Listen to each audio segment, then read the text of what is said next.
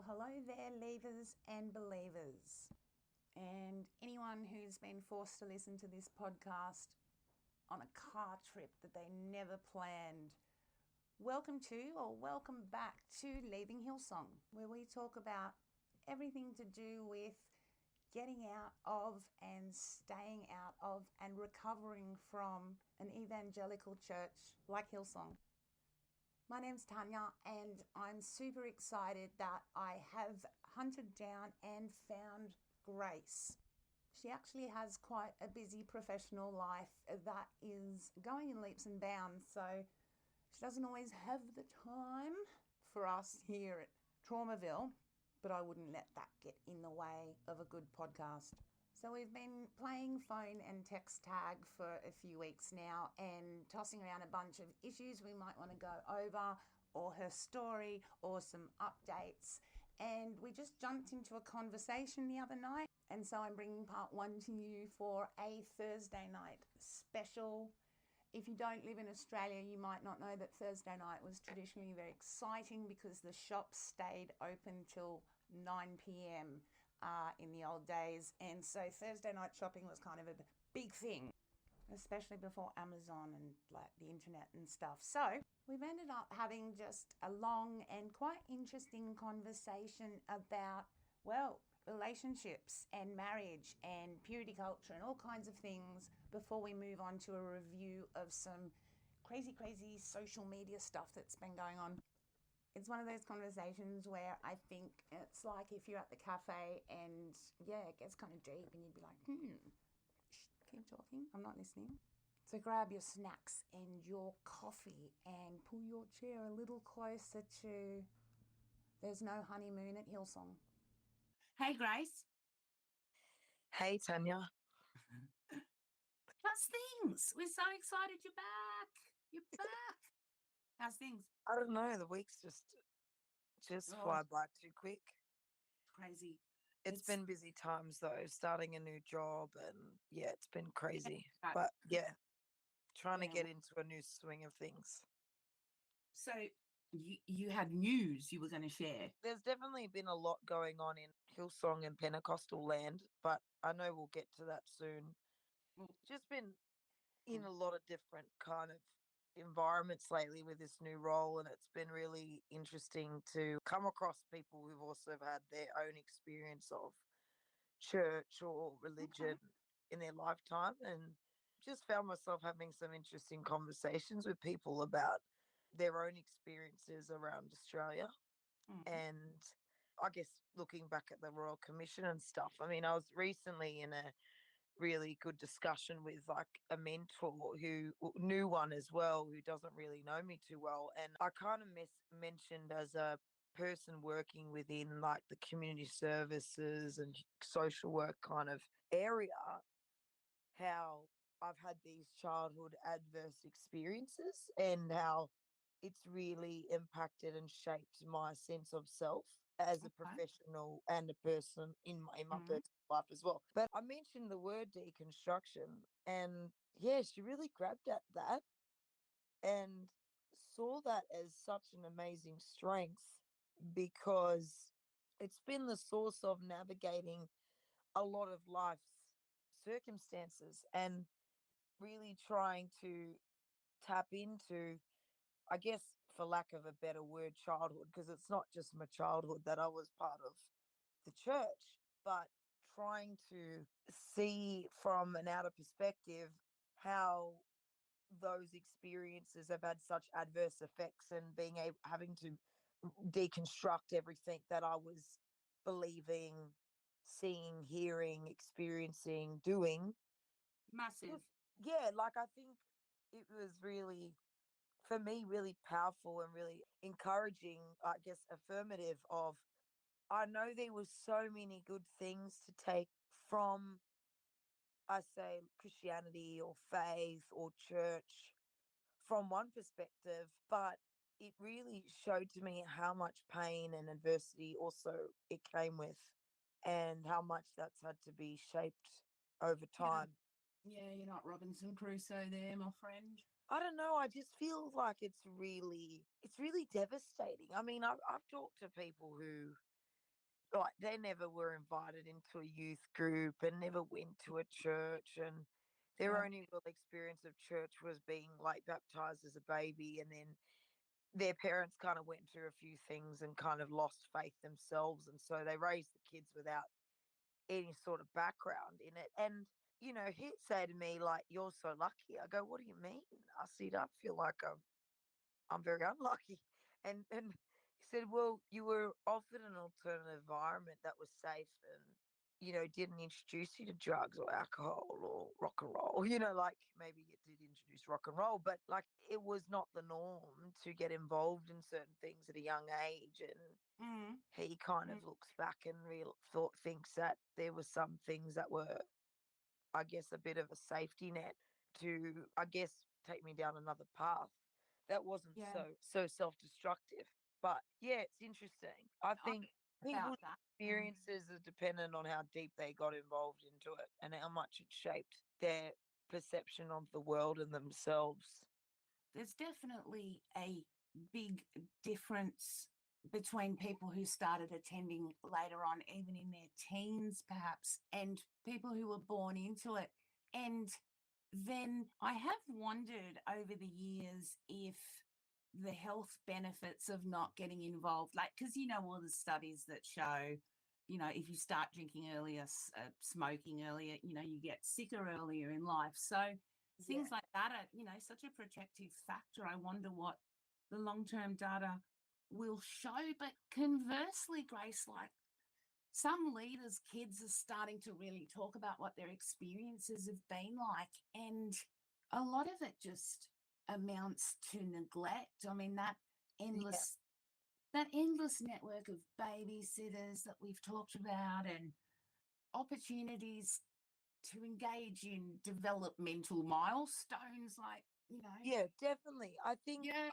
yeah. I think it's really difficult to say. I mean, like he's just saying these things on the surface that Mm, I've kind of been protected as such. You know what I mean? But really, the yes. outside world is there. My delay to enter it, okay, maybe was a good thing developmentally. That I Mm, came out as a ripe 18-year-old and barely swore. I had this other way of seeing the world that was very alternative to secular Western mm, lifestyle, but it didn't protect me from what the world, how evil and dark ooh, the world really was. Do you know what I mean? Like a lot of ideas and ideals that I've also had to face. I guess it was more of a rude awakening than facing music, because I mean, there was a lot of things that conflicted with the things that I'd grown up to believe. And mm, unless I really mm, wanted to navigate that and try to learn, I still feel like I am still learning to navigate some things, because it was just so against the essence of who I was, or had been, I guess, been taught mm, what mm. things should be like in life. And what to refer to. So the answers are all in the book. And if you can't find the answers, go to Bible college. And Literally. Well, yeah. Oh, now I've seen Hillsong do free my college, which is pretty cool. Don't know how they're offering free programs. That's a side note. But what I can't believe is, beyond all of this is, I mean, the two commandments we know: love God with all your heart, all your soul, and mind, and then love each other, your neighbor as you love yourself. Okay, so I just don't understand how we could have treated each other the way that we've done across, I'm saying very broadly, across the church of craziness that we are now more and more aware of. Other thing is, if you really try and understand the essence of what, I guess you could say, the gospel was, these values of unconditional love, honesty, truth, justice, these are anti-oppressive. I mean, these are principles that weren't embedded in church. I'm sorry, but they just well, weren't. fun fact, that commandment, do unto others as you would have them do to you. I think it's the only time where it's left up to you to make the choice. You're not told what to do, you're told to make a good choice. Yeah, which is interesting because I mean, it really is like it's don't you don't want to be lied to, then Mm. don't lie. But I wonder if those big boys at the top all kind of treated each other as as they treated themselves, and maybe that's all that matters. That's a big one. The other thing I was gonna say, I think more and more about, well, rethink about everything that I've ever learnt in the Bible, about the Bible, listening to sermons, Mm. is okay. When you think of Australia and the social political context, you see our business industry, the helping professions, money, commodities, rich. What does being rich look like? The dream, the Australian dream, which was pretty much the American dream. When you see all these things pan out through history, there are eras, there's things that have changed over time. And I feel like we need to look at the church like that too. And when you look at the really bottom line to it, it was fellowship, which is gathering of people who believe in this, who encourage one another, who Yeah. really are there for each other through hard times. Now, in society, I mean, that's a really great simpleton message, isn't it? Like, it is the survival of the fittest. It really is. But take care of each other. Like, when Can adversity you imagine? comes, and don't steal and kill and destroy, obviously. Don't go throwing knives through each other's backs, literally, but also don't do it figuratively. Mm. But how have we ended up with four walls? I mean, we had stained glass windows before, and marble, Yeah. and sandstone and steeples, and we had the church on the highest point in the countryside, or highest point in that city, and it was the picture, it was everything everyone looked to. And then it's kind of just evolved, in the West into this like show.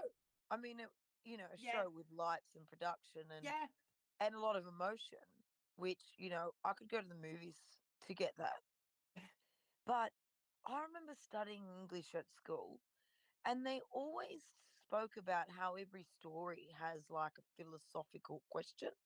It asks a question that's Mm. actually about life, like journey, purpose, Mm. love. You know what I Themes. mean? Like, there's some deep, deep stuff in these movies. I mean, I'm saying even Batman. Like, What movies are you watching? well, it's like saving the world. Isn't that what Jesus did?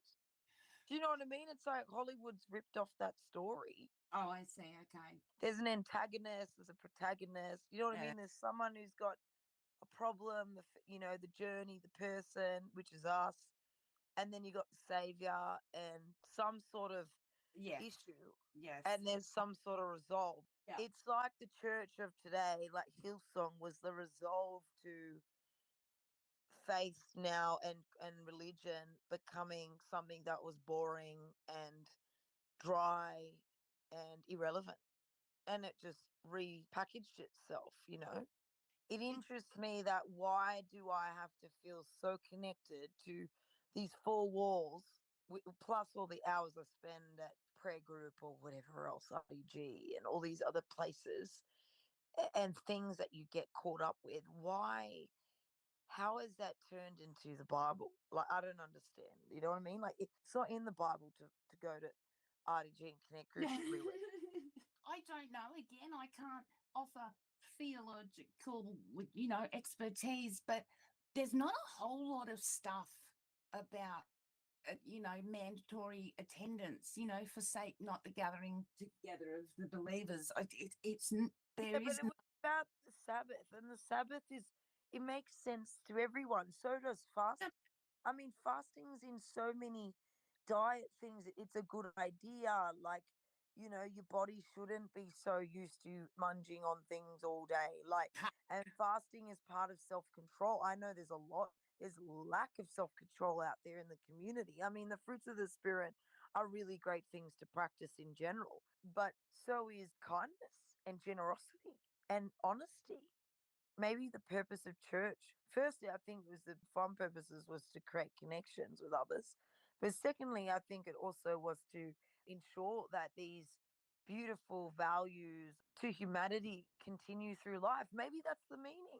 Maybe that's the whole flipping point. And us in our dark ways, humanity being fallen and evil just kind of loses all of that because morality is gone. Church is meant to be growing and advancing, according to Brian Houston. But where's morality? Where's these values and attributes that are apparently meant to be godly? Well, by their fruits. I mean, I think about this because it's such a basic statement, like a bad tree can't produce good fruit. By their fruits you shall know them. So here we are. What else do we need to discuss? Would be, you know, Humility has been lost. That's my word of the year. You just see so much pride and promotion and self promotion these days that I'm like, humility is such a beautiful thing that we've lost. There's this book that's just come out recently by a woman called Caitlin Beatty called Celebrities for Jesus, How Personas, Platforms and Profits Are Hurting the Church. And she advocates for just the basic integrity of just living a faithful, ordinary life. Wasn't that kind of the idea, was just to kind of get through life and be an all right bloke and, you know? Exactly. I would concur with that. And I would say that we have completely lost the point.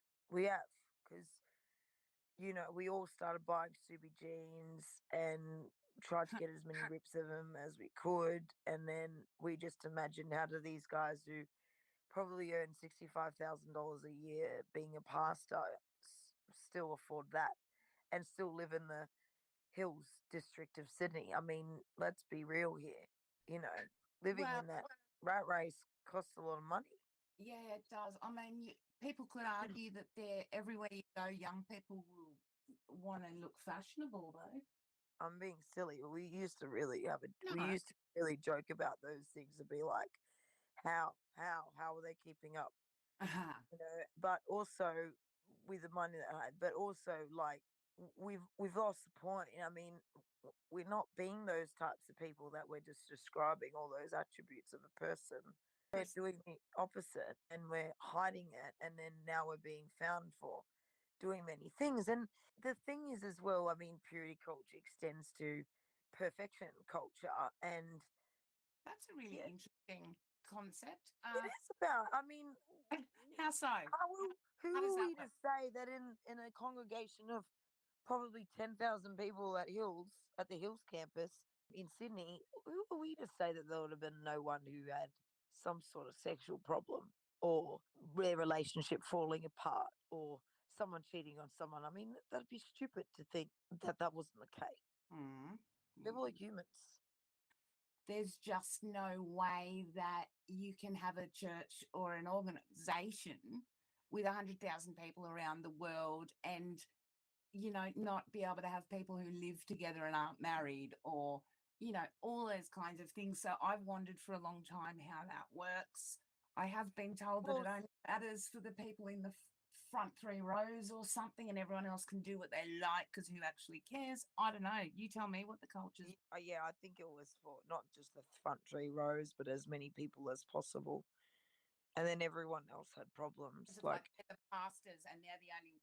I remember when Brendan Brown used to say all the time that like him and his partner he got saved and then he brought his girlfriend to church. It's now his wife. But when it was like, someone had told him like, oh, so you guys living together? And he's like, yeah, why? What's wrong with that? And it was like, oh no, well, you guys, you really shouldn't be doing that. You shouldn't be having sex before marriage. But he was like, oh, okay. And then like then they stopped having sex and then waited till they got married.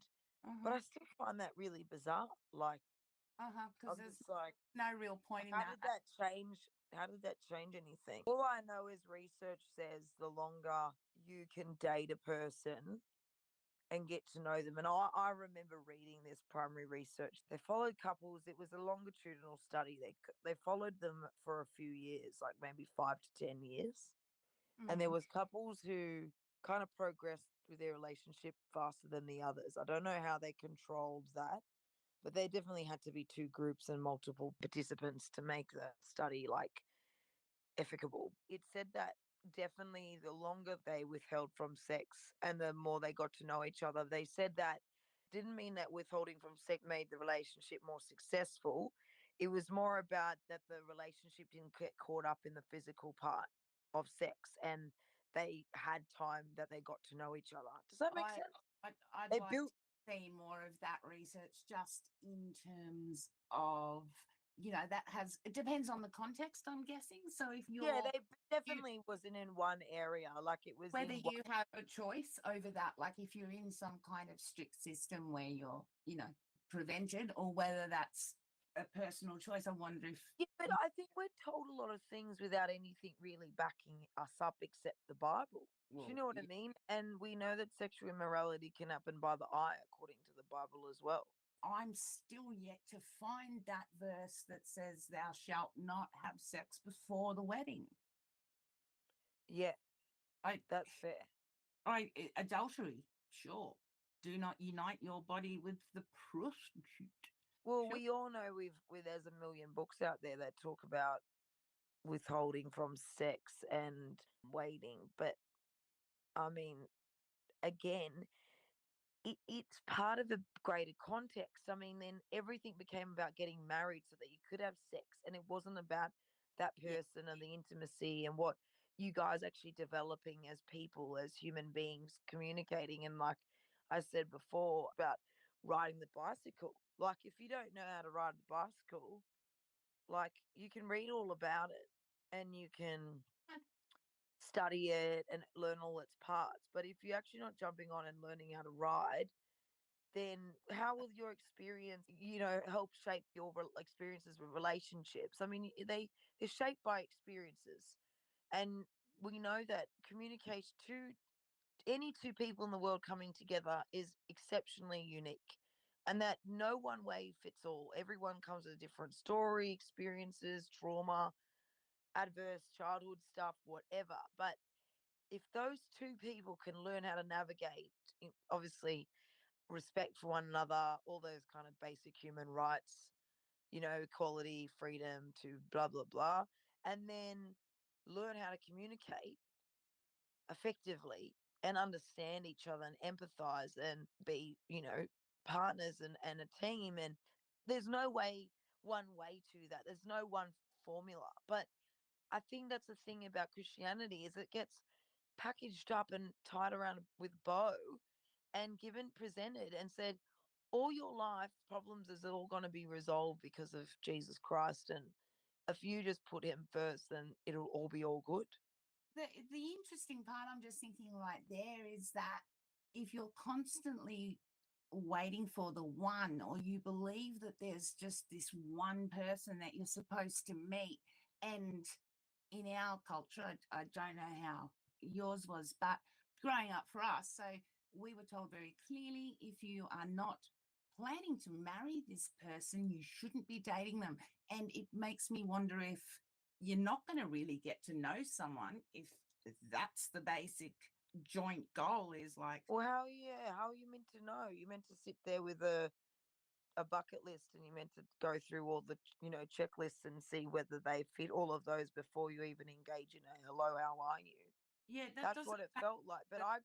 Yeah. I grew up with that as well. I mean, it also was like, don't date just for the sake of it. And then the other one was, you want them to have all the same values and blah, blah, blah. But, like that's a lie that everyone's got the same values just because they agree to go to church every Sunday, being a servant at church and doing all these things. I mean, we know that people hide behind those things because Yeah. they've got other problems going on. And, they just throw themselves into that because it's easier to come out squeaky clean than it is to, deal with and face your demons. Like, and just keep praying and close your eyes and pray. I always think of that image like someone closing their eyes and just praying it all away Mm. and then keep walking into a trap. Like it's just, Yeah. Well, I know people who, their partner came on board, got with on the whole, board. like on board with the Christianity thing and going to It's church. it's. I mean, are they in HR now? Okay. Yes. Sorry. Yeah, well, I met people who were like that, and then having real conversations about how they've been going as a couple, years down the track, and then finding out they've got gambling problems. And she's telling me I never Yeah. would have married him if I knew all of this. I'm like, well, this is where living together could Yeah. be an option, a stage before jumping in 100 and saying forever I do, and then oops, had a kid now. Now all the stakes are higher. And for many, it's easier to save face and stay together and persevere and suffer than it is to walk in freedom and make a choice and move on with your life. I mean, It seems so cruel of these leaders to condone it, to encourage it, because you don't get to know somebody for minimum 2 years, and all of those in love feelings are just neurochemicals. So, evolutionarily, people, they coexist in relationships for about 3 months when that initial, dopamines or serotonin or whatever those chemicals are that flood people when they fall in love. That then lasts maybe 18 months to 2 years, which is enough for a child to, be mobile and be able to walk. And that's when those chemicals start cutting off. Two people find each other 2 years. Well, you'll see a lot of breakups at 2 years because people go, yeah, no, not really. I don't really feel the same about you. And, everybody knows that that's older than 25. So, but just getting to know anyone 5 years, 10 years down the track. I mean, this whole ideal of, marrying the one and yeah, like you said, saving face, sticking with it. It's seems cruel to me. how much does shame, judgment, pride, guilt, false guilt all got to do with it? I Yeah. mean, those 4 5 What? emotions I've just brought up now, they manipulate people to stay. Yeah, absolutely. One of the major pastors in Australia, one of their children just got married quite young because of an unplanned pregnancy. I mean, it's 2022. Are we still doing this to kids? You know, wouldn't you encourage your child, particularly with the added stress of a newborn, to work on their relationship and see what it's about? Mm. I don't know. It's a really good conversation. I mean, between this all four wars stuff and then obviously a million other rules that there are within it that are spoken, unspoken, they exist. I always remember thinking one of my big questions or queries when my eyes started to really be open, aka started to become woke, was really seeing people running around with all these cameras in church, taking every photo they could ever snap up Oh, and being like, what the hell have we turned into? I don't know. I just couldn't believe it. I thought, man, we're just going to church right now. Why does everything need to be taking photos? mm-mm. Like it was to the extent where like you're sitting right next to an aisle and someone's running down it, you know what I mean? Like with his big camera. It's very distracting. That was one moment. The other moment, I remember sitting on the floor one night and seeing worship was average, like people weren't really into it. And then at the end of the night, it was a Sunday live or whatever.